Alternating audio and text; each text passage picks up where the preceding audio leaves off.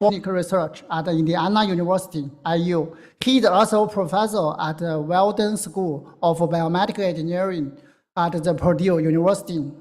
Dr. Kolbaum attended Iowa State University studying mechanical engineering in his undergraduate after receiving his OD degree. So he worked in a private practice before returning to the IU, where he received his master's degree in clinical research and a PhD in vision science. So he has been on faculty at the IU, where he teaches in areas of the contact lenses and optics. So his research interests include the lens design, optics, aesthetic, sensing technology, and ocular diagnostics. So he has received funding from the NEI and the industrial partners to support his project. And he also received the Lawrence Award from the American Academy of the Optometry, AAO. And he is a 3-time recipient for an enzyme fellowship provided by the AAO. And he was a past president of the AAO Foundation. So the floor is yours.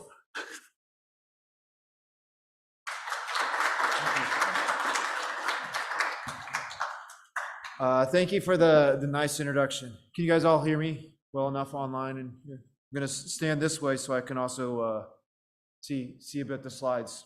So it's an honor to be with you all today. Very excited to talk with you about some of the things that my group and I have been working on. Some other things that have become aware of within the profession, but then also very interested to learn a little bit more about some of the things you all are working on.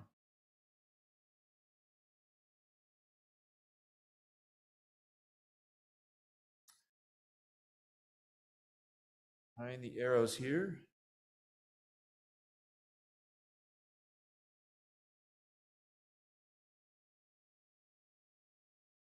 There we go. All right, so I'd like to first acknowledge some of the folks that I've worked with in different areas, folks in industry, some other folks at Purdue, and then you recognize this very sharp looking gentleman on the right here.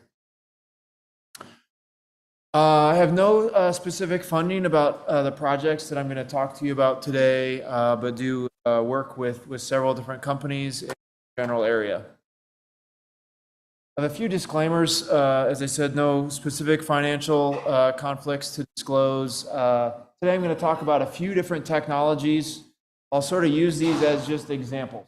There'll certainly be other things that'll be out there, but we'll just talk about some of these as examples to sort of seed some of our discussion. Of course, you all are doing a lot of great work in this area, so I'm not going to pretend to stand up here and talk about the work that you're doing.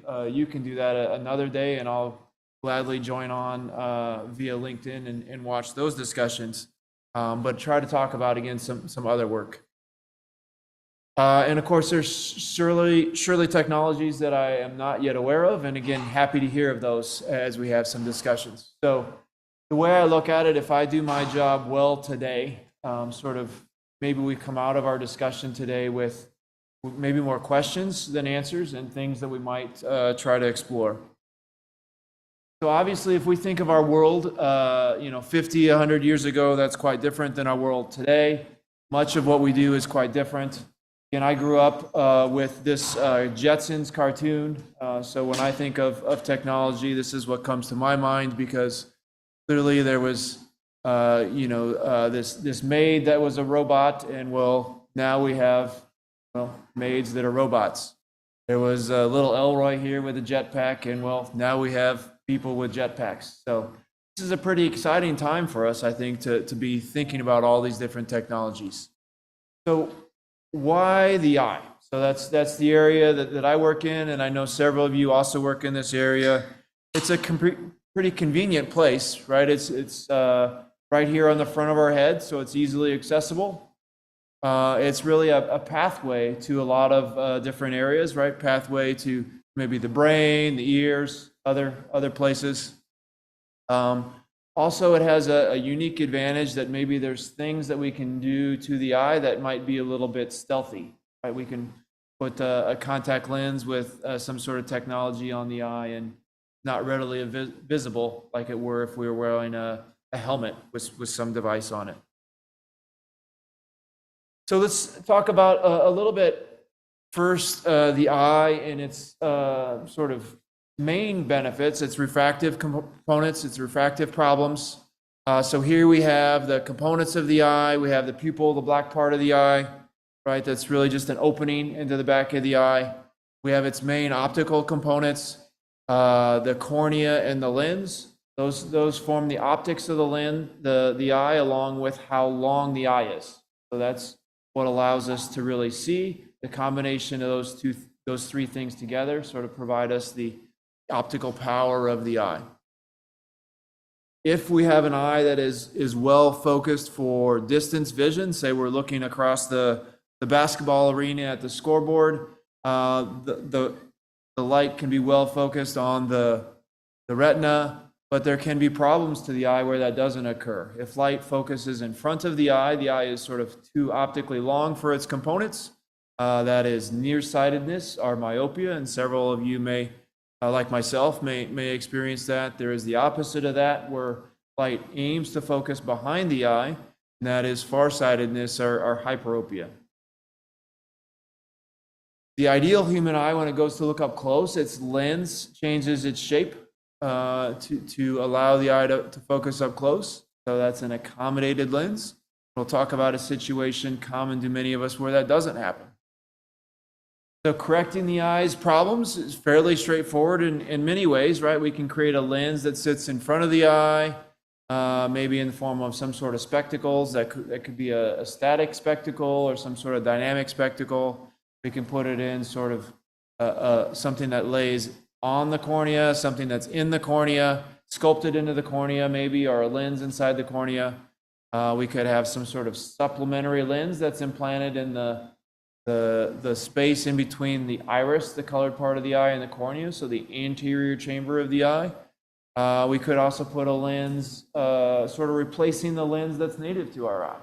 There's different advantage for each of these approaches.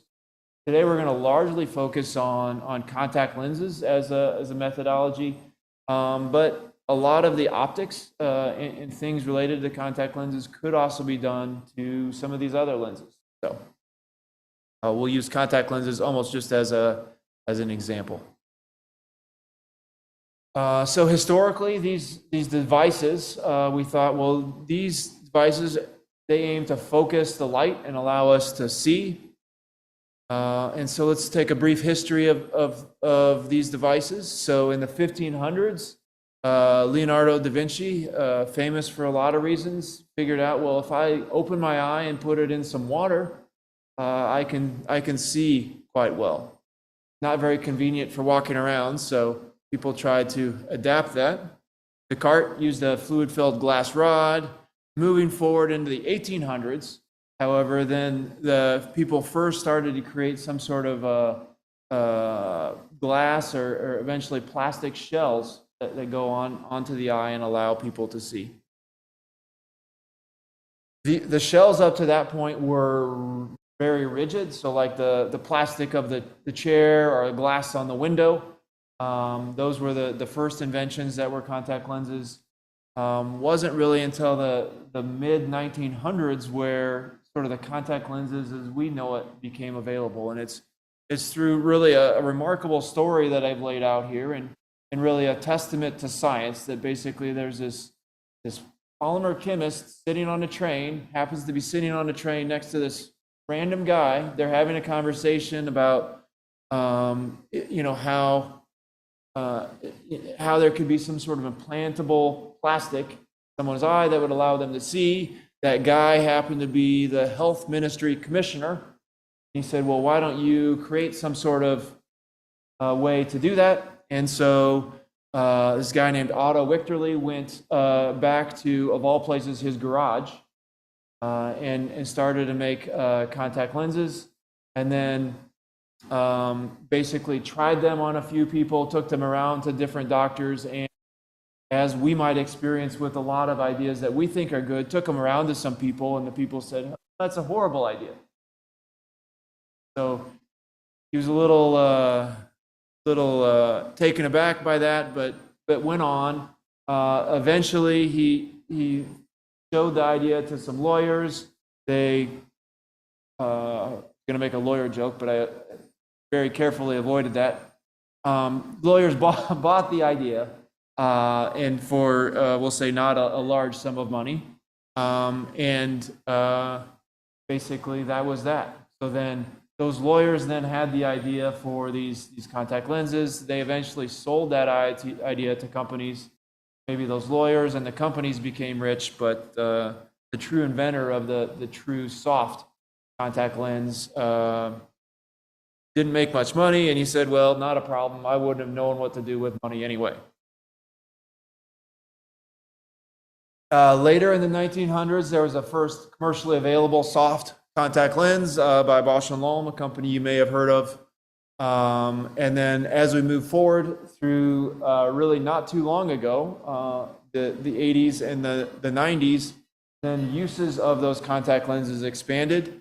So they became, we'll say, improved materials. So they could be in the eye for longer wear periods. You could put a lens in an eye and wear it overnight and have the eye not become hypoxic and swell. There's other aspects that may allow multiple optics to be placed in one lens in terms of a bifocal contact lens.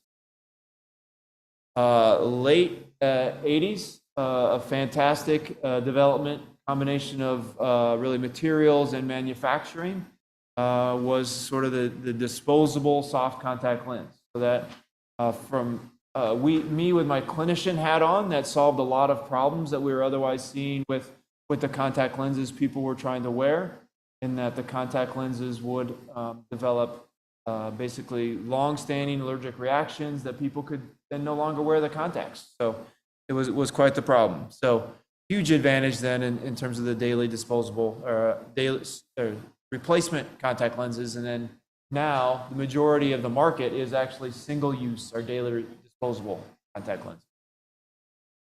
So no pun intended, but now that the focus of contact lenses is potentially changing, what will the future hold? So I went to a conference a number of years ago. I was very excited to be invited to the conference. I got to speak after a gentleman that was a futurist. I had no idea what that really meant in my day-to-day life, so I went home and looked it up. And well, a futurist is, well, someone who tries to predict the future. So seems like a great gig, because I'm sure that guy made a bunch more money speaking at the conference than I did. So let's look at some trends that might impact the future. Well, increased urbanization, leading to indoor lifestyle, older demographics across developed nations, basically stronger appetite for all of us to have mobile information, more information and entertainment really at our fingertips, wireless data transfer and storage capabilities, long life batteries, really a desire for improved and constant medical information. So you increased in incidence and prevalence of nearsightedness and myopia, and improved materials manufacturing and metrology, and then artificial intelligence and miniaturization of all these technologies. So a lot of these things I think you guys work with and deal with on a day-to-day basis, and have largely helped really society moved along this track.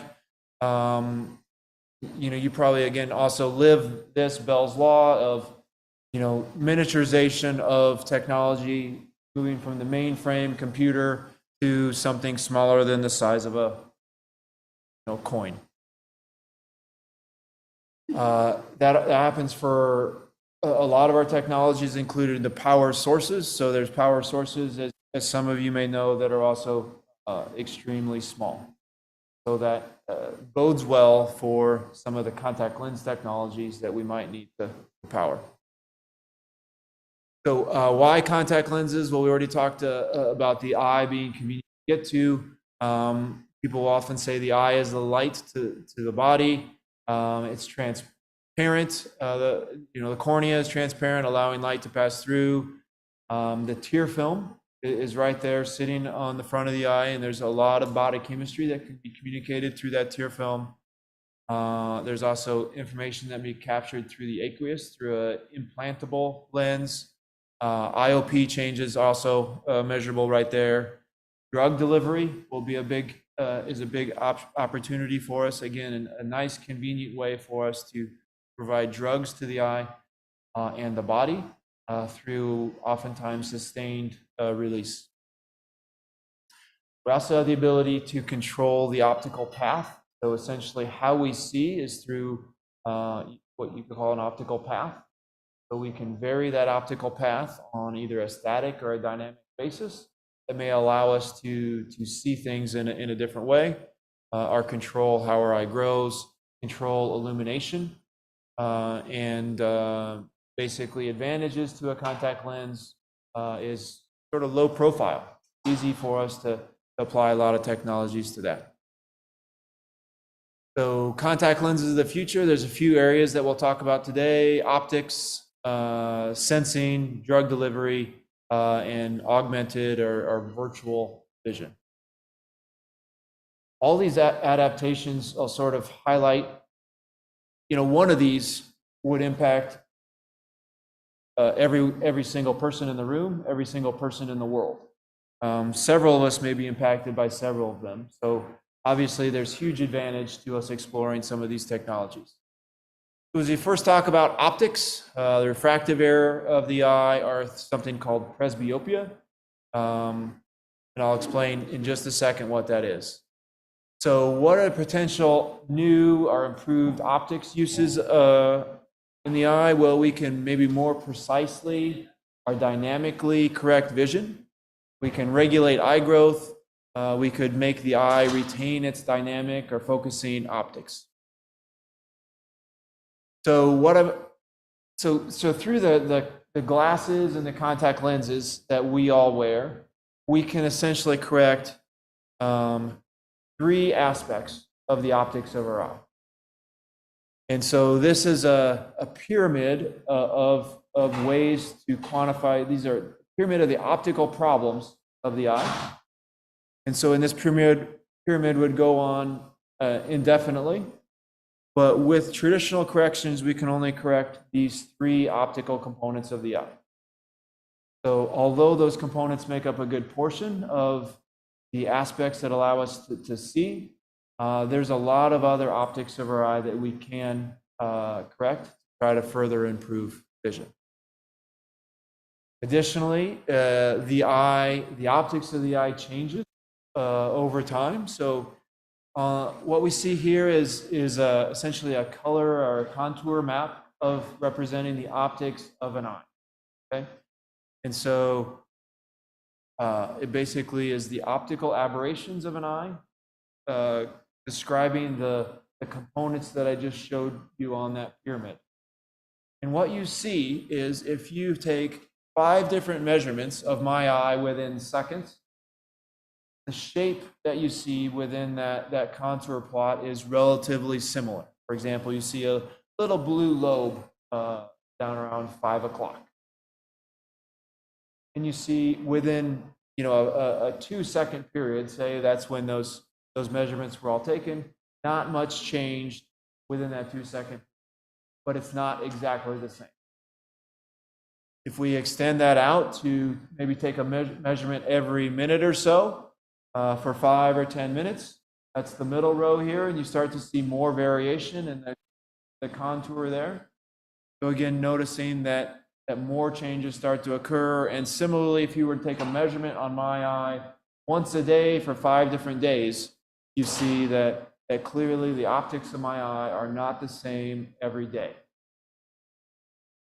So obviously there's clear potential for us to understand what this looks like and what can we do about it. So within the realm of possibility are ways for us to maybe take a measurement of the optics of the eye, apply that result in some way to the eye, and then take iterative measures to, in a dynamic way, correct the optics of our eye on an ongoing basis. easy to correct the optics of our eye in the general sense. So on the far left over there, we have an example of, again, a contour plot or a wavefront of what the optics of our eye are. To correct that wavefront, all we have to do is create an optical wavefront of the exact opposite of what the first is. And then the sum is a nice flat wavefront or a nice flat optical profile that would mean our eye would be perfectly corrected during that. So our vision may go from seeing not so well, as shown on the bottom left, to much, much better. Right. A big issue that some of you may have heard of is basically the epidemic of nearsightedness or myopia that is happening around the world. So within the US, the level of nearsighted children has dramatically grown, but that has also happened around the world. So in certain areas of the world, virtually every child is nearsighted. In itself, we might think that's not a problem, right? Because, well, we can create glasses that allow a nearsighted child to see. But if we think back to what I described earlier today, that a nearsighted eye is an eye that is essentially long, it's outgrown its optical components. So what that means is nearsighted eyes have the ability to grow so much that it stretches components that they have in them. So the thin layers that make up the retina become stretched, detached, create a degeneration or a retinal detachment that can then permanently degrade vision for the child for the rest of their lives. So that's the concern we have with nearsightedness and myopia. So a lot of people are working to explore that in various ways, as is my group. So the thought of how we might do that is a rather simple strategy. So here on in this image here, we see an eye with light coming in centrally and then from different angles off axis. And you can see that the light comes to a focus in front of the back of the eye. It doesn't hit the back of the eye like we need it to for vision. So this is a nearsighted eye where the eye is essentially too long. So the center of this eye is, we'll say, myopic. The periphery, you notice the rays come to a focus behind the retina, behind the eye. And in this case, these rays we call, they're hyperopic. All right, so we have our simple strategy. Well, let's put on a contact lens or a spectacle in front of the eye. And we can now move the central rays so they now appropriately focus on the retina like we want them to. And so the wearer will see well. Look around. However, you notice the peripheral aspects, peripheral rays still create a focus that is behind the retina. And so the concern with this is that the retina senses that light is coming to a focus behind it, and that in itself becomes a stimulus for that eye to continue to grow to try to meet focus of those rays. So our traditional corrections that we might wear or we might put on our children have the ability to cause basically the eye to still continue to grow. So a goal that we might try to create would be, well, let's create a lens, an alternative strategy where light could be focused centrally, but then in the periphery, maybe it's focused in such a way that it is in front of the retina, serves as a stop signal, so the eye no longer grows. And so that is the goal. And several strategies that are commercially available sort of employ that technology. We talked about the ideal human eye looking up close, where the lens changes its shape and then allows the light to be focused nicely on the retina. However, as we age, the lens inside our eye becomes more rigid. So there's an inability for the muscles that change the shape of the eye to actually, of the lens, try to actually change the shape of that lens. So this happens usually, it starts to happen throughout our life, but becomes noticeable usually in the 40 to 55 year age range. So some of you may know individuals, parents, grandparents who have had, or maybe some of you yourself, need glasses to not only see far away and up close. I'm there with you. So what can we do about this, right? So we would agree, even the glasses, so maybe I can see well far away with my without anything, but then to see up close, I need to put on some glasses, right? That's a lifestyle change. I'm not seeing like I would normally. So are there ways that we can get around this? By creating a dynamic system, again, within our eyes that allows us to change focus. So one early example was some adjustable spectacle lenses. So through different, this is just one early example. Through a dial or a lever, you can change some aspect of the lens where the lens, spectacle lens shape changes and allows the wearer to see at multiple distances. That's also being considered for contact lens corrections. So this Johnson & Johnson, a large contact lens manufacturer, has created a fluid-filled lens. Questions become, how do you drive the change of the fluid within these lenses? They're also exploring liquid crystal lenses, and how might you implant a liquid crystal in a lens, get that lens thin enough, still deformable enough for a wearer to be comfortable. And then again, how are you driving that change for the wearer? Sensing, there's a few key sensing technologies that we can hit on today. Eye pressure, blood sugar, maybe other diagnostics of health, blood pressure, pulse, interstitial fluid, pH, blood alcohol, some feedback to other systems. I know, I think you guys have worked in the area of cancer diagnostics. So again, theoretically, all these things may impact a lot of us at some point in our life. So technologies that we work to explore here can really help us. A few of the key ones to focus in on, I think, are IOP and blood sugar. Within the eye space, they're very common eye diseases. Basically, glaucoma is eye pressure related disease, and diabetes, blood sugar related disease.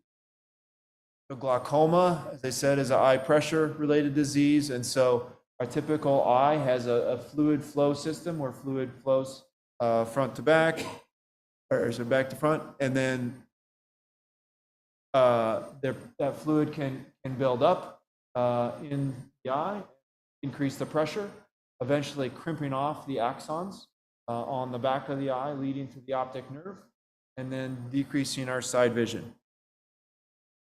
Global prevalence of glaucoma is quite high, between 40 to 80 years. A number of people with glaucoma worldwide, expected increase to 111 million by 2040, and it costs about 5.8 billion to our health system in the U.S. Annually.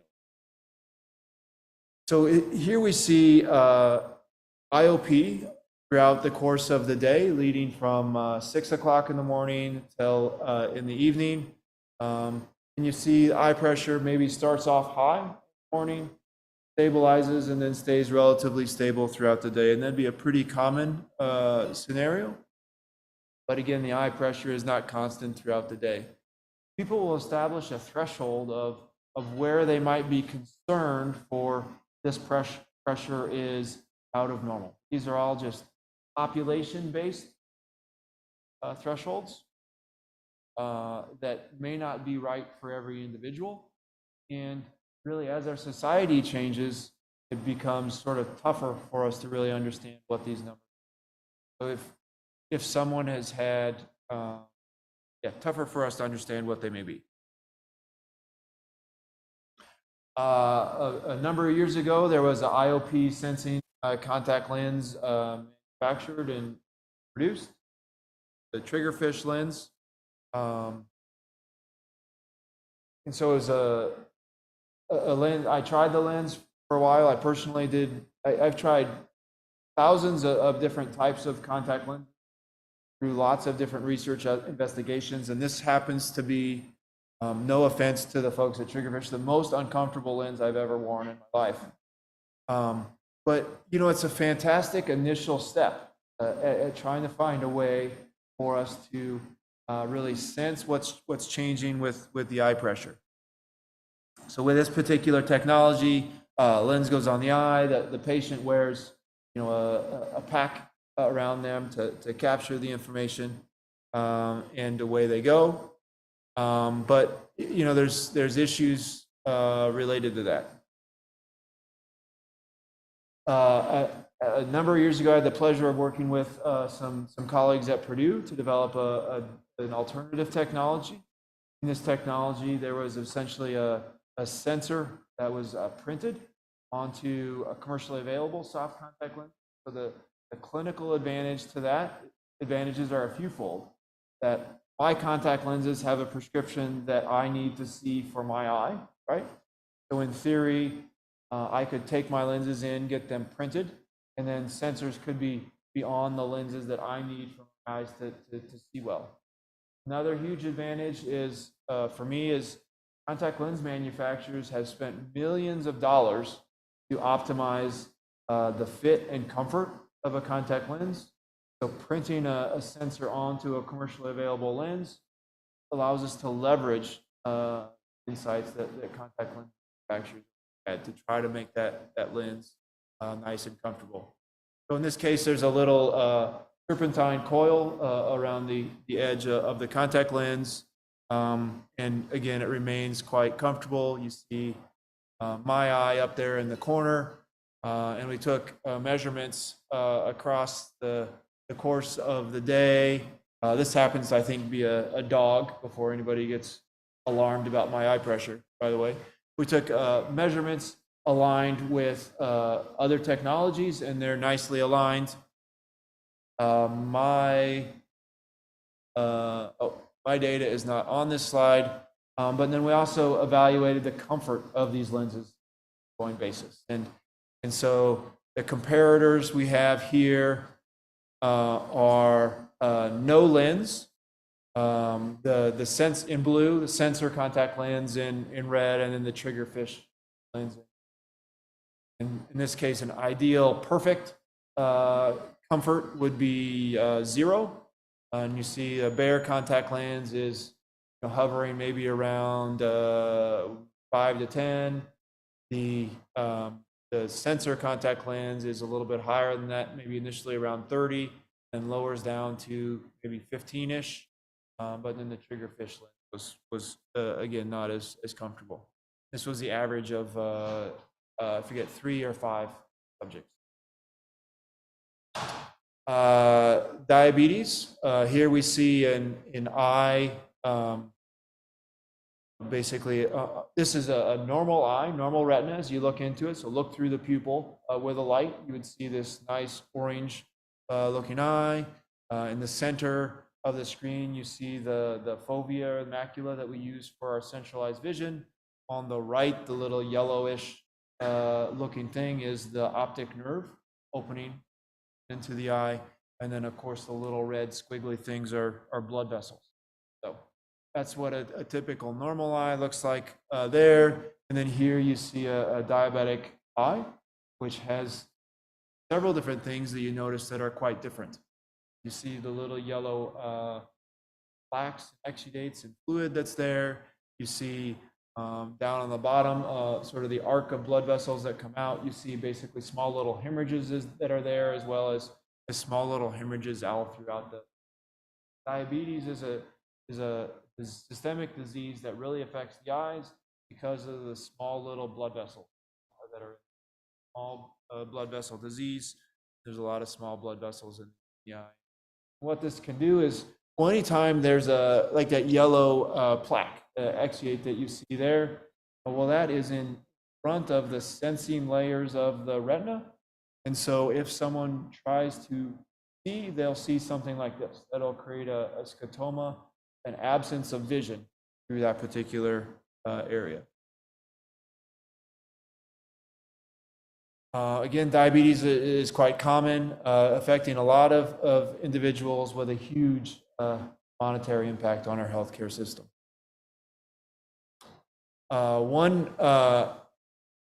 One sensing technology that was explored beginning a few years ago was originally from Google, and then a spinoff with Alcon, evaluated the blood sugar. And I'm not, unfortunately, not sure where that technology is at now. If you guys have insights, you can maybe tell me. Another technology explored literature uses a graphene sensor to look at glucose within the tears and detect changes within the glucose. There's some issues to that particular technology, but again, it's a fantastic start in that if you try to look through that contact lens, maybe an ideal world is on the left, nice and clear, but it's sort of a little haziness yet on the right, but something that is being explored.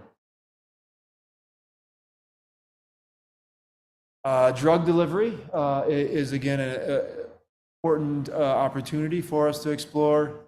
Again, all these different things you see here might be different aspects that we might want to explore within drug delivery. It could be something as simple as vitamins, but could also be related to blood sugar or IOP.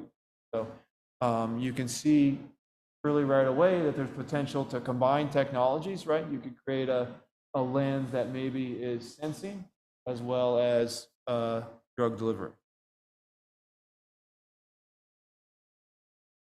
Well, how could we deliver drugs? A few options here, and you guys may know others: diffusions, surfactants, molecular imprints, nanoparticles, microfluids. All are different ways that we could look at delivering drugs. Things to explore within the drug delivery space is, of course, the shelf life of the particular device, photosensitivity of the pharmaceuticals, how that drug is being released, is it passive or active way, any ocular irritation that might encompass as a result of that. Is the drug delivery system going to impact the oxygen permeability in maybe a positive or negative way? And what interference might it have on the refractive capabilities of the lens, like we showed example. So one thing you could want to explore with a contact lens is, are there ways that we can prevent microbes attaching to contact lenses? Microbes have the ability to attach to a contact lens, if worn for an extended period of time, could help lead to an eye infection or other negative consequences.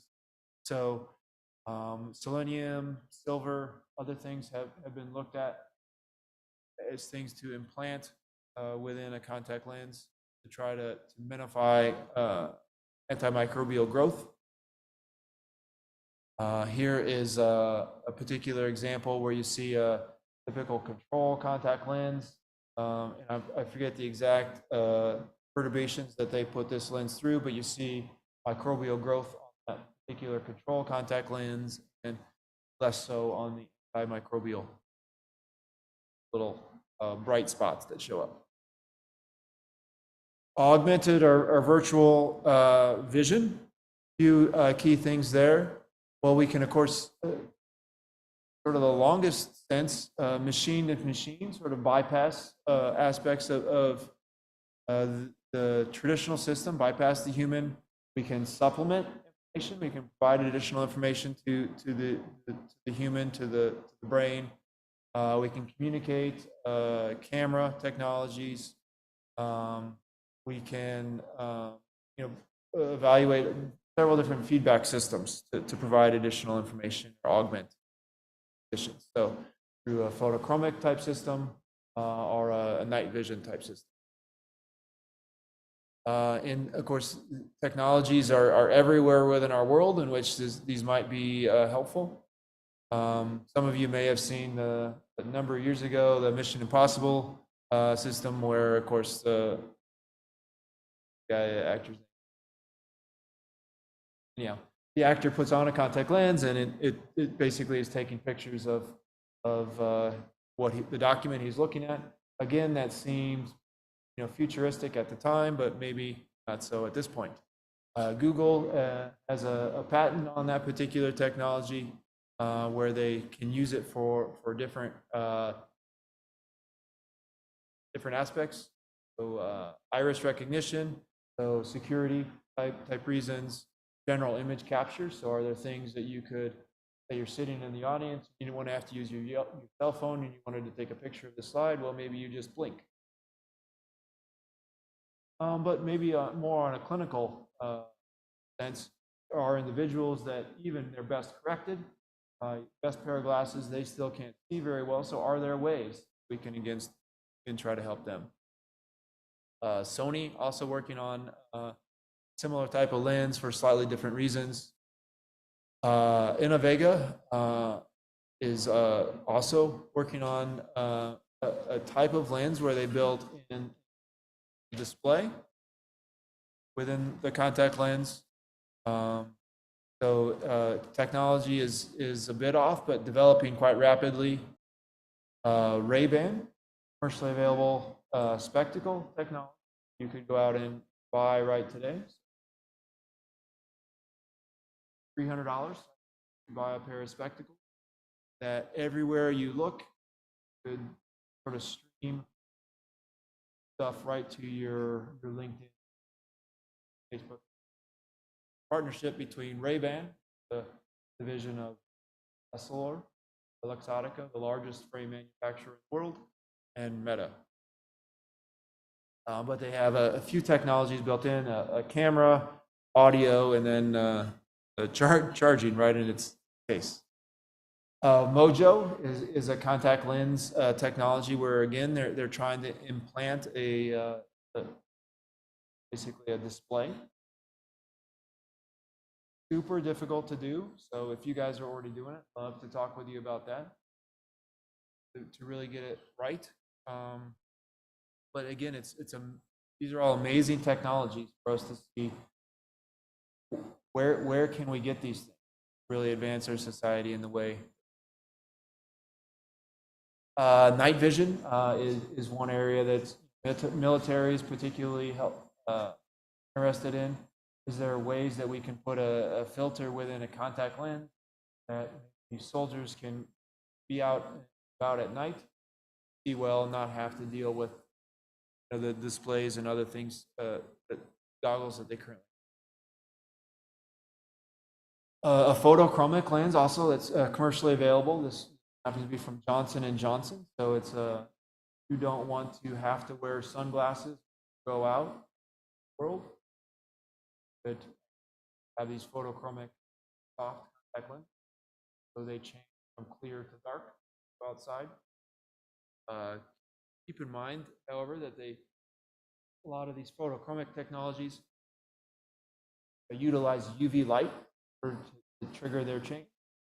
So if you are driving in your car and there's UV filters goes in your car, then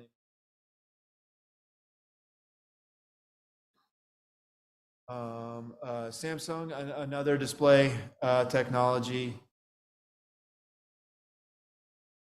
Ioptic Immacula, another display technology that's being explored. Here's basically a telescopic type technology, really aimed at low vision. So again, if you have an individual that can't see very well right now, they may need to say fold down or pull out of their pocket a rather large telescope to be able to see anything at a particular distance. So people are exploring how to do this within. So where do we go from here? You'll recall that many of the things that I mentioned today, and again, just briefly highlighted, I highlighted that, well, these could impact a lot of people, everybody in the room and maybe everybody worldwide. Contact lenses may hold the answer to much of where we want to go. Certainly other technologies through implantables that may have even other advantages.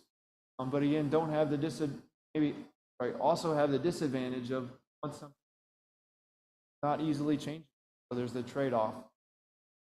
Some sort of sensor are being able to easily change day to day. But as you can see through a lot of these things, what seemed like the future a long time ago, well, maybe that future is now. So where can we go with these contact lens technologies? I think is exciting for us to start to explore. These technologies, as with any technology, come with some consideration for us to think about.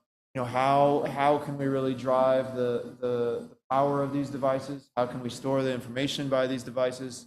How can their biocompatibility? How can we sort of merge sensing technologies or other technologies with sort of the core optic vision that these things are also trying to do? And you know, also importantly, what are the ethical considerations, policy? How do we feel about people having a camera within it as they're walking around that we don't know if they're recording? So fantastic things for us to think about and you know, good problems for us to have. So we'll highlight, and it's part of the reason I'm here today is these solutions are tricky. I think involve collective efforts. So excited to talk with you all about that. I think they'll involve the full scope of our efforts, so ranging from scientists and manufacturers, metrology able to measure and quantify these ways, so we know what we think we're manufacturing actually manufactured. Clinical perspective, how are these things be implemented in the real world? What impact do they ultimately? What impact do they have on quality of life? So I'll close with a T.S. Eliot quote. So only those who will risk going too far can possibly find out. Well, with that, I thank you all for your attention and allowing me to come today and speak with you sort of about the broad scope of some of these technologies. And then very excited to talk with you about some details and where some. Thank you. Thank you so much for the presentation. Any questions?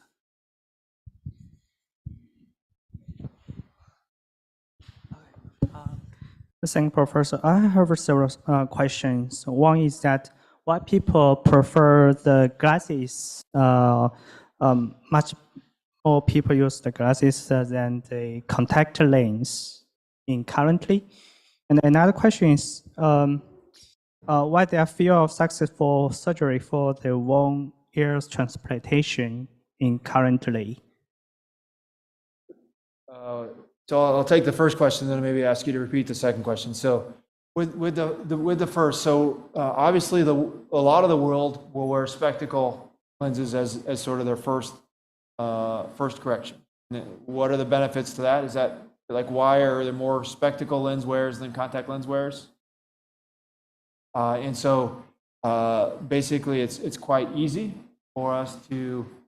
You go into the doctor and you find out your prescription. It's quite easy for us to manufacture a pair of glasses you can put on and off to correct your vision. Contact lenses, there's a few more aspects to it to make sure that the contact lens fits, aligns to the cornea where it needs to, and that it does that on an ongoing basis, stays comfortable for the wearer. Throughout the entirety of their wearing day or wearing period, whatever that might be. So ultimately, however, contact lenses have become more and more comfortable. So they are worn for longer wear periods than they historically were. So it's a technology that I think is improving. But still, there's there's always benefits. I'll put my clinician hat back on. There is always benefits to having both glasses and contact lenses. If you get an eye infection, for instance, and you can't wear your contact lens, you want to have a pair of spectacles. And did that answer the first question? Thank you. Second, I'm sorry. Secondly is that for the currently we always hear about the transplantation for the corneal transplantation, but not for the bone hairs transplantation. So currently this surgery is very hard to be finished, and you think the key part is the nervous system in the surgery, or what are the most difficult problem for this kind of surgeries? Yeah, so the question relates to well, currently we can sort of transplant the cornea, and we can transplant a lens inside the eye, those are currently sort of our limitations in terms of things we can transplant. So a transplantation of the cornea usually occurs when the eye is diseased and the cornea itself is sort of beyond our ability to really make it a nice, smooth optical surface, even if we do certain things to it. And so there's certain diseases where a corneal transplant becomes necessary. In those instances, the corneal transplant is a huge benefit to the individual, but really more so if their vision is, the worse the vision is, the better benefit they have, right? Because following a corneal transplant, individuals typically do not get a perfect correction. Again, that their best corrected vision is still going to be 2, 4, 6 times worse than sort of a typical eye's best correction. A lens transplant is the most common type of transplant that occurs. So if anybody gets, well, as we go through our life, we get a cloudiness to the lens that sits in our eye. And so that all becomes, again, the lens absorbs ultraviolet light, so it turns yellowish and then eventually brown. And then there can also be focal or localized areas where that lens becomes obscured. So all those things reduce our best corrected vision. And so the only way around that is to take that lens out and put in a new lens. Very common procedure, very easily done. And one probably by far the most common eye procedure done today. So you can go in this afternoon, have the procedure done, and you can essentially be seen well tomorrow.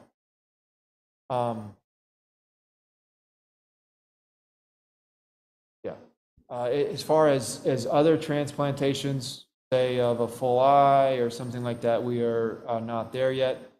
People are trying to find ways to implant sensors within the retina that can somewhat sense the signals that the eye otherwise get. But again, up to this point, they're largely just, they're not like natural vision yet. They allow individuals to typically sense, at least the technologies I've seen, they can sense shapes, movement, but not be able to resolve some of the letter targets or looking across the room like that. So first, thank you for this talk. I think it was very interesting to see all the technology. But really, my question comes as a, I have glasses and I sometimes actually do wear contact lenses. And I think the biggest drawback for my case in contact lenses is the comfort. And like you mentioned also with your experience that some of those lenses, are not very comfortable. So my question is, and especially also for the audience here, what would be the, minimum or maximum thickness of a contact lens, and what would be the material of the contact lens that will give the user the best feel when wearing a contact lens? Yeah, so I'll answer that question to a bit and hedge a little bit as well. So So key things that drive comfort of a lens. So if a lens has a fairly uniform surface to it, not large changes across its surface is one thing. If that surface is nicely wettable, either through a combination of the native tears of the eye and or the surface coating that might be present or the material of that lens. You want the eyelid to be able to go nicely over the surface of that contact lens and not create any friction. That friction will, of course, be noticeable to the wearer and create a sensation on the eyelid. But then also, any friction to a contact lens will also cause it to move around significantly, and then that'll decrease the vision attainable by that contact lens. Other aspects that control the comfort of the lens specifically are the edge shape. Again, depending on whether it is a smaller diameter corneal lens that is typically a more rigid material that would be maybe smaller than the iris, the colored part of our eye. So maybe it's a 10 millimeter lens. Those lenses, really as well as the soft lenses, which may come out to be larger than the iris, the colored part of our eye. Those are maybe 14 millimeters or larger. We want those lenses to have a nice edge for two reasons. Again, as the eyelid goes over that edge, it doesn't create friction or pull up the lens edge at all. And we also, there's another reason I forgot, I don't want really tear flow and bubbles to create under that edge, because those bubbles will essentially be, that create a pocket that again changes the surface contour of that particular contact lens quite noticeable. So that's sort of general aspects to your question. What is the specific thickness of a contact lens? Well, it comes down to also the material and the overall thickness. So the material, typically you want the material to be able to allow enough oxygen to get to the eye. So it can be worn through long periods of the day. So most materials, biocompatible materials that we're dealing with now, hydrogels, silicone hydrogels, allow that typically at this point. Most of them, so hydrogel materials are typically have are more bendable than silicone containing lens materials. And that was a problem early on with some of the silicone containing materials is you try to bend the lens and it doesn't really bend like you want it to. And so in that, it then doesn't conform to the eye as much as you want. And so again, then that lens will move around on the eye, be more noticeable. So a lot of the lenses that are quite comfortable for wearers are relatively thin. So how thin is that? 0.05, 0.07 millimeters at a center thickness. The thickness will change a little bit as it goes out from the center based on the power of the lens. Edge profile, typically you want to be rather thin and have some sort of a point to it, but not too much of a point. I realize I'm hedging on that shape. But that get us started answering your question. Yes.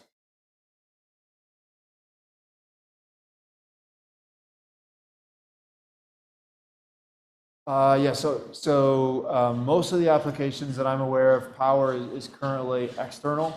Commonly a coil in front of the eye is a possibility. But I think a lot of the goals people have, I think, are to use our cell phones like that to power lens. But I don't know how far that technology.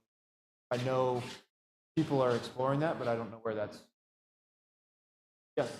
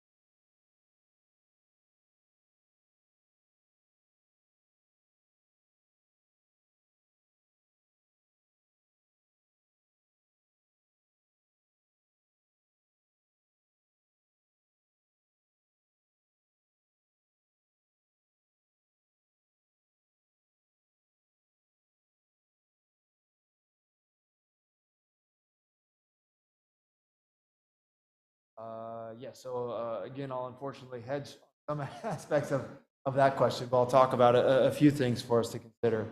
So I think it's, largely like technology, new technologies, there's going to be disproportionate application of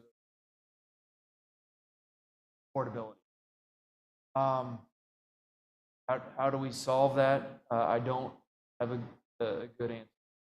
As far as the contact lens usability financial trade-off is, I think early on, again, will be a trade-off. What is the most, so if the sensing technology is inexpensive enough to be applied fast, then a lot of these problems go away. If it could be applied same time as the manufacturer of a lens, a lens manufacturer at this point, I'm not sure how a lot of the lens manufacturers are through injection molding, so through large conveyor belt systems. Basically, as soon as they can turn on and off the conveyor belt, they've manufactured 1,000 lenses.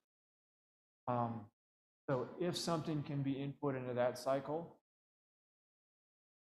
right on the lens during that, have a higher feasibility cost through the technology that my folks at Purdue or that is a great benefit. But I think initially a lens with a sensor is going to cost more than a lens without a sensor. So as you highlighted already, we're at a disproportionate cost between classes. So that's still going to be there. I think the thing that might change is right now within the contact lens space, everything is going towards single use.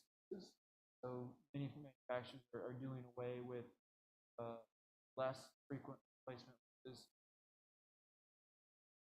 So I think there might be a bit of a compromised resurgence in some of the marginally more frequent replacement.